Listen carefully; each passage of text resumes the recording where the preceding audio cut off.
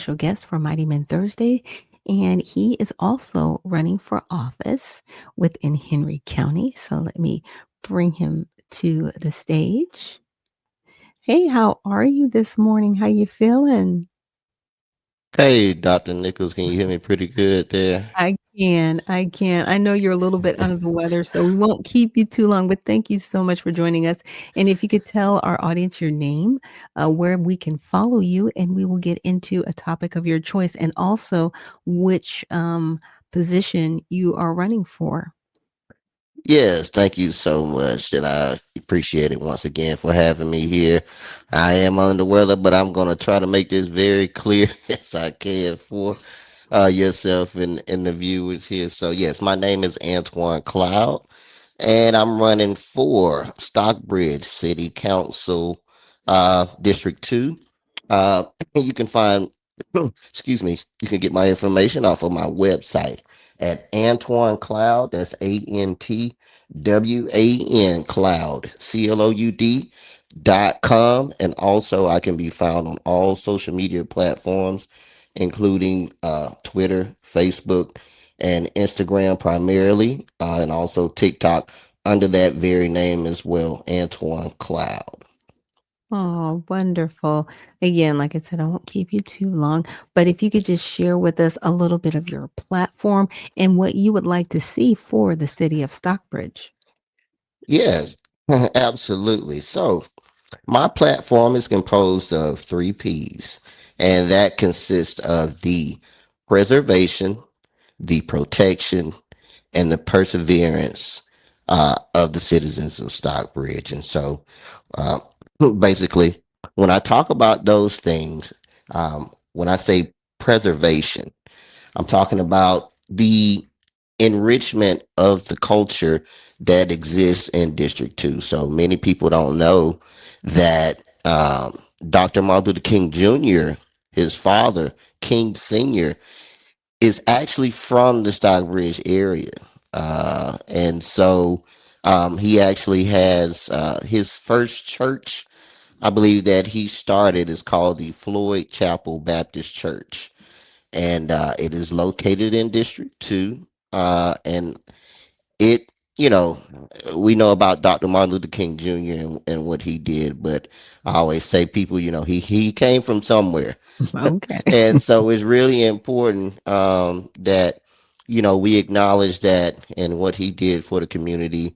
And before they moved on to Ebenezer and all of that, it started right in Stockbridge in District 2, as well as those that are familiar with the area. The first um, black owned restaurant in the city of Stockbridge was from a woman named Carrie May, and this was in 1940.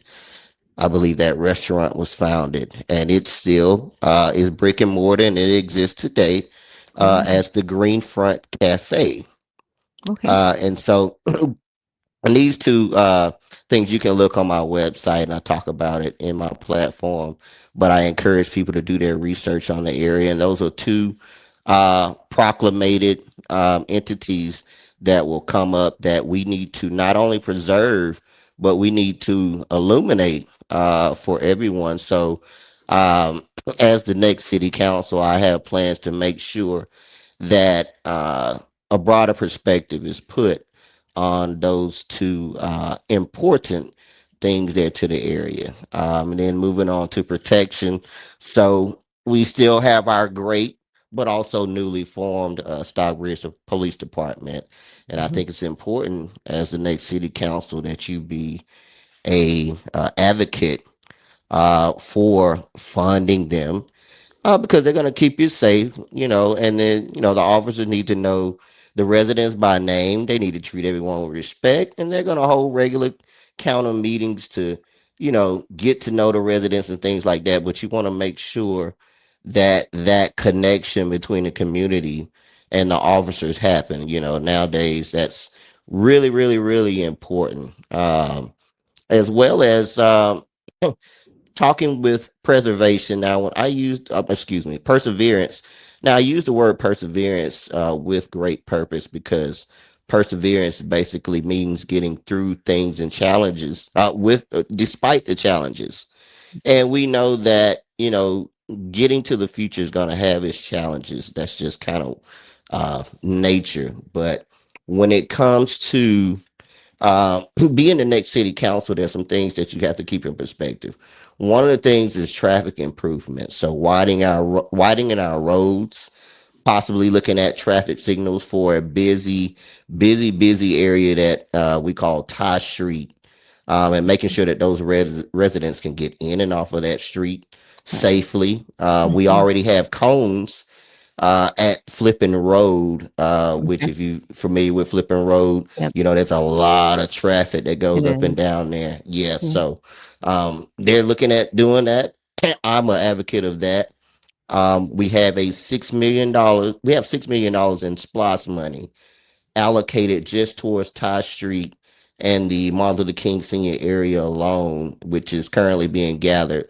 And with that splash, we're going to improve the water system, the stormwater system, street lights, sidewalks, things that are really, really, really important to the community. And, we just need a leader to get in there and push that kind of stuff, as well as with our youth. So we do have our singular school in the district, which is Smith Barnes Elementary School, but we also have a um, $73 million STEM school that is being built right. Not in the district, but it's right on the border. You can literally get there off of Ty Street and Martin Luther King Sr., but Oh, it's within visible distance. So I'm definitely a supporter of that and will help them any way I can. We've got $10 million coming in SPOS money that's currently being collected to help with our new recreation center that is uh, being built, and it's for the youth and the seniors as well. The plans have already been drawn out, but once again, we just need a leader in place to be able to push that initiative. And then finally, affordable housing is something that's really, really important now, and we know it's going to be important to the future. Obviously, we've got a lot of unknowns that are coming as far as what's going to happen with inflation. We already know that Stockbridge has been a hot pocket for residents coming there, and so mhm, how do we ensure that we keep things like our millage rate the same, mhm, and make sure that housing just it remains affordable, because we also in that district have a lot of seniors, and we need to be able to protect them and say, hey, look, we're not going to push initiatives that are, that's going to gentrify the area and make it unaffordable for those who laid the foundation mhm, for the area. So I've got a pledge to make sure that that doesn't happen. And also part of my pledge is to not force those seniors out due to rising taxes. And I want to push the initiative of actually freezing their property taxes for low income residents in the city, which would probably encompass a lot of the seniors because they're on fixed income. So mhm. And that's something that people don't really talk a lot about, right? I know, mm, in Florida, they were like, "We just wanna get rid of this tax." It's like, well, why don't you just stabilize it, right? Just right, make it flat. right, You know right, what I'm right. saying? Well, So, everybody is still, assisted, but if you're 89 years old and you don't have any kids in your house, maybe you shouldn't be paying $3,000 in taxes for the school. I'm just saying because you don't have kids. right. Exactly, exactly. And we know that there's a lot of things that are tied into the millage rate. You Mhm, actually have recommendations that come down the line for the millage rate before it even gets to the city council. And so there's a lot of factors in that. But one of the things that I tell the residents when I'm going door to door is that we've been able to keep our millage rate at 3.77 with obviously the recommendation coming from the council to keep it that way. um, but we also need to keep in mind that if we want to improve the quality of life around the area, we need to we've got to have people to spend money in Mhm. Stockbridge. So there's a counterbalance to that to say, well, if we don't want to raise property taxes, we need to make initiatives that where we can get the funding. Since it's not coming from millage, Mhm. we've got to get people to come here and spend money. So Right. I'm a really big proponent of bringing business here, possibly partnering with a few of the Fortune 500 companies, in which this is what I envision, to have satellite areas here, because the number one industry in the area is healthcare. And Okay. that's obviously connected to the Piedmont Hospital that we've had here Mhm. for a while. Right. But a lot of people don't realize is that even in the healthcare industry, it's directly tied to the IT Mhm. side of things, which Yeah. I'm an IT consultant Okay. by nature. So I understand the connectivity there. And I think that there's an opportunity in Stockbridge in District 2 that we can maybe get some satellite facilities here and create some jobs, as well as Okay. generate revenue here, not only for the residents, but for the small businesses that are around here. Okay, like a small IBM satellite office, so people don't Correct, necessarily have to correct. drive from McDonough Microsoft, to, Google, yes, Sandy Springs. They can just go to work right here in the area, and to your point, that keeps the taxes here in the area. that's Um, correct. Now do you think with certain tax breaks that companies get, would that make an adjustment or no? Would that play Oh, into that? well, absolutely. And I mean, that's just part of the economic development, right? So if you want, you know, those entities to even consider the area, there has to be certain breaks that you could probably give, to a certain extent. Hey, if you're bringing a certain amount of business or employees here, Mhm. or, just even if you can give breaks on um, the land opportunities, or something like that, there's some kind of way. And I believe that they already have some initiatives. I think those initiatives are towards the downtown area, Okay. but we can make that universal throughout Stockbridge, because everybody wants to live in Stockbridge, but nobody wants to spend their money here. I know. And so that's why I said it has to be that counterbalance. But I think that it's kind of hard to talk on that when you're not internal. But there's something that we can do, and I'm a proponent of that. So. Okay. And then one other question, and this is something that's kind of near dear to my heart. Like my bonus son, he plays basketball Hmm. and he played AAU and he was travel basketball. And so he would go to all these different places. And in Hmm. Cartersville, they have this huge multiplex that handles basketball, volleyball, baseball. I mean, I don't want to say any kind of sport you can imagine, but it's huge Hmm. acreage of land. Do you think we could have something in Stockbridge similar to that, and would that be maybe a money generator because those sports usually happen year round, sports complexes like that? Right, right, right. Well, right now, and like I said, it's just part of the initiative that I'm pushing, which really should have already been developed. But we have a $12 million youth and senior recreational center. Mhm. Like I said, the plans have already been done. The renderings are there.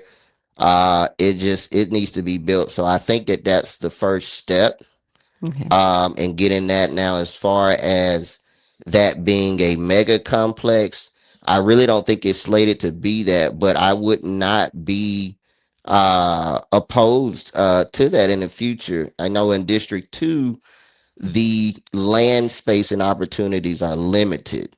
So, as far as development around there, you have to kind of consider mixed use development and stuff like that in buildings that already exist. Right. In order to do a megaplex, you're probably knocking something down. And so, it's something to be considered. But I think that we really need to start with this Houston Senior Recreational Center, just to ensure and keep the residents, let them know that, hey, look, we're doing something. We know that these things are important. Mhm. And so we'll just kind of have to expand from that. But the opportunity is there, and I'm not opposed to that to answer that question. Okay, that's great. And I have another question for our audience. He says, is he going to be offering any opportunity zones, I guess, for mixed use concepts that would be business and livable that could generate some form of economics in the area? And I think what Uncle Coolwater is asking is, sometimes you have those live, work, play Hmm. areas, that are economic generators, but people can live in those same places, similar to, the Avalon that they Right. have or, downtown. Gosh, the name is escaping me. But Atlantic it's in Station. Mid-Atlantic Station, yes, something Yes. similar to that. Yes, absolutely. And that's actually part of my platform is to pick to push those narratives. I think we also have in Stockbridge, we've got the Jodico Station, Yes. which is also a model of that as well. And with with that being said, the limited space and opportunity that I talked about, you actually have to go that direction Mhm, if you want to boost the residents, keep the housing affordable, and have an economic impact to what you're doing. So, yes, building up. If you go down North Henry Boulevard, turning into 138, you mhm, will see many businesses right now that are either vacant mhm, or have um, some spaces that are not being occupied and things of that kind of nature. And so I would love to be able to get with the administration once elected to see, especially the Economic Development Board or the Community Development Board, mhm, and see if we can contact these owners and say, hey, look, is there anything that the city of Stockbridge can do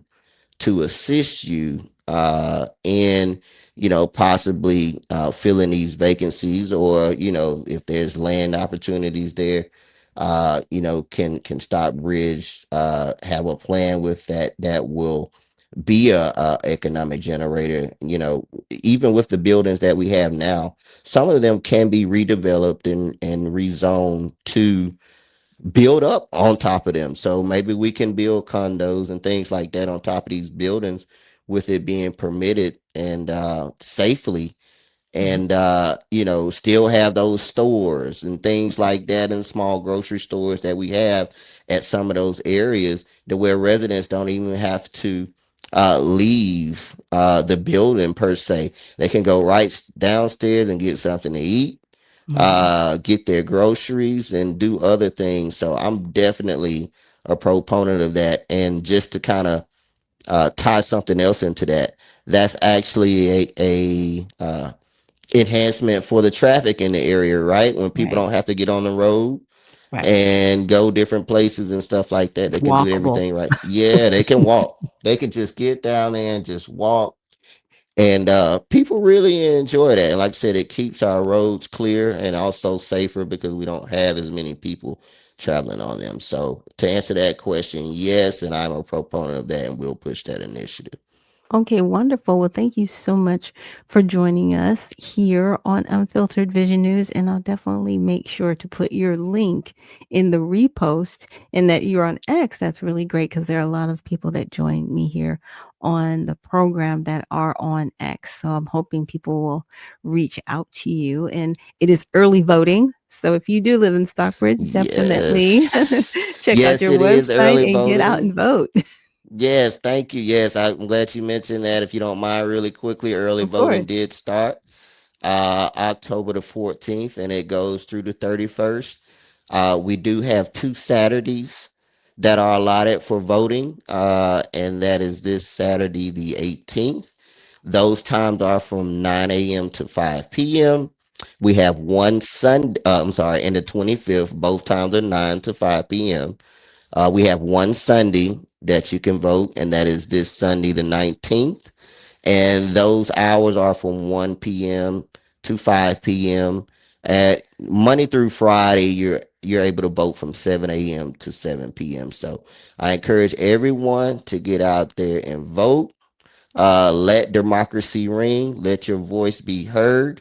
And I am looking forward to being your next leader here in District 2. Thank you so much for having me, Dr. Nichols. Thank you, and thank you for joining us here on Unfiltered Vision News, and good luck. Thank you so much. Mhm. Yes, and so that was Anton, and I will make sure to add his link in the repost.